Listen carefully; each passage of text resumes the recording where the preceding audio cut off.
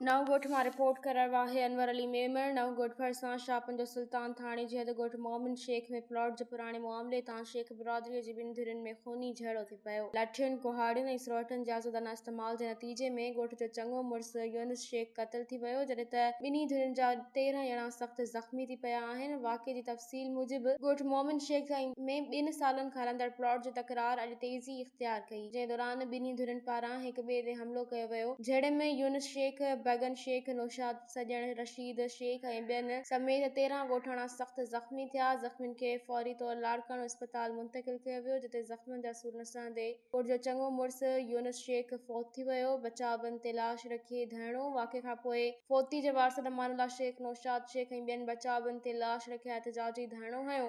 धरणे सबबि मेहड़, रादड़ ऐं नवगोठ रोड ते हर क़िस्म जी ट्रैफ़िक मुअतल थी वई ऐं मुसाफ़िरनि खे सख़्त मुश्किलातुनि जो मुंहुं ॾिसणो पियो। पुलिस जी कारकर्दगी ते सवालिया निशान। एहतिजाज कंदड़नि शाहपंजो सुल्तान पुलिस ख़िलाफ़ सख़्त नारेबाज़ी कंदे इल्ज़ाम लॻायो त पुलिस जवाबदारनि जी सहूलियतकार बणियल आहे। सजण शेख नाले शख़्स 2 सालनि खां ज़मीन ते कब्ज़े जी कोशिश करे रहियो आहे, पर पुलिस का कार्रवाई न कई। पुलिस जी सस्ती ऐं लापरवाहीअ सबबि जवाबदारनि घरनि ते हमलो कयो ऐं यूनुस शेख खे क़तल करे आसानी सां फरार थी विया। एम्बुलेंस जी अणाट ऐं इंतिज़ामिया जी बेहिसी। मुज़ाहिरीन जो चवणो त वाक़े खां पोइ इंतिज़ामिया पारां का बि मदद न मिली। एतिरे ताईं जो एम्बुलेंस न मिलण सबबि हू लाश खे पंहिंजी मदद पाण त डाले में खणी वञण ते मजबूर थिया। मक़तूल जे वारसनि एसएसपी दाऊदू खां पुरज़ोर मुतालबो कयो आहे त मामले जो नोटिस वठी क़त्ल में मुलविस जवाबदारनि खे फौरी तौर ते गिरफ़्तार कयो वञे ऐं ग़फ़लत कंदड़ पुलिस एहलकारनि खे सज़ा ॾेई खेनि इंसाफ़ फ़राहम कयो वञे।